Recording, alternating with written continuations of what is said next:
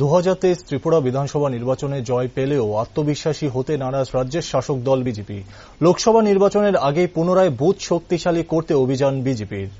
দুয়ারে করা নাড়ছে 2024 লোকসভা নির্বাচন। সবেমাত্র ত্রিপুরায় বিধানসভা নির্বাচনে বিজেপি শাসন ক্ষমতা হাতে ধরে রাখলেও হ্রাস পেয়েছে ভোটের শতাংশ। অপরদিকে হিমাচল প্রদেশ, কর্ণাটক সহ বড় বড় বেশ কয়েকটি রাজ্যে পরাজয়ের মুখ দেখতে হয়েছে শাসক দল বিজেপিকে।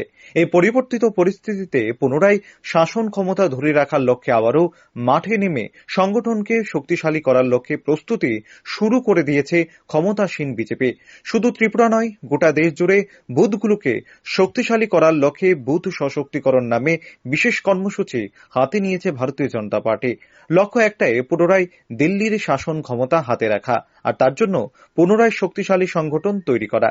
ত্রিপুরায় নির্বাচনে নিঃসন্দেহে জয়ী হয়েছে বিজেপি, কিন্তু তা সত্ত্বেও হ্রাস পেয়েছে ভোটের শতাংশ, জানিয়ে কিছুটা হলেও উদ্বিগ্ন রাজ্য বিজেপি। পাশাপাশি পাহাড়ে নতুন করে আঞ্চলিক দল তিপ্রামথা যেভাবে শক্তি বৃদ্ধি করেছে, সেই বিষয়কে সামনে রেখে আগামী দিনে কিভাবে দুটো লোকসভা কেন্দ্রে পুনরায় জয় পাওয়া যায় তার জন্য ঝাঁপিয়ে পড়েছে দল। রাজধানীতে কেন্দ্রীয় নেতৃত্বদের উপস্থিতিতে শুক্রবার এক গুরুত্বপূর্ণ বৈঠক অনুষ্ঠিত হয়। শনিবার সংবাদ মাধ্যমের মুখোমুখি হয়ে মুখ্যমন্ত্রী জানান, আগামী এক মাসের মধ্যে একটি বিশেষ কর্মসূচি হাতে নিয়ে জনগণের দুয়ারে যাবে কর্মকর্তারা, যেখানে বিগত 9 বছরে প্রধানমন্ত্রী নরেন্দ্র মোদীর নেতৃত্বে হওয়া ঐতিহাসিক কাজ এবং সরকারি সুযোগ সুবিধা সম্বন্ধে অবগত করানো হবে জনগণকে। তার সাথে সাথে বুথ কমিটি পুনরায় গঠন করা হবে, কারণ বুথ জিতলেই নির্বাচনী কেন্দ্র জয়লাভ করা সম্ভব। অরবিন্দ মেননজি এসছেন, উনি ন্যাশনাল সেক্রেটারি। তাছাড়া ওই বুথ সশক্তিকরণের উনি একজন মেম্বার সর্বভারতীয় স্তরে।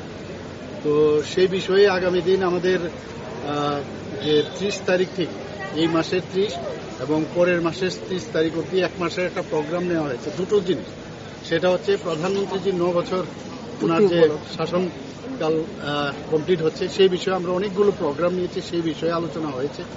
আর একটা হচ্ছে আমাদের যে বুথ সশক্তিকরণের যে বিষয়টা, সমস্ত বুথগুলোকে স্ট্রেংথেনিং করা, সেই বিষয়ে একটা বিষয়। এই দুটো বিষয় নিয়ে আলোচনা হয়েছে এবং আজকের থেকে কাজ স্টার্ট হয়ে গেছে। বিভিন্ন হোয়াটসঅ্যাপ গ্রুপ ইত্যাদি আমাদের যা ভারতীয় জনতা পার্টির যে ধরনের আমাদের ইনফ্রাস্ট্রাকচার, সেটাকে স্ট্রেংথেনিং করার জন্য কথাবার্তা হয়েছে।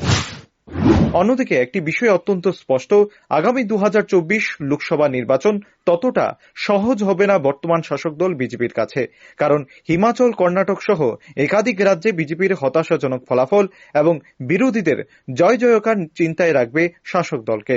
ফলে আগে থেকেই সংগঠন মজবুত করার লক্ষ্যে ময়দানে BJP. Bureau report, rising Tripura.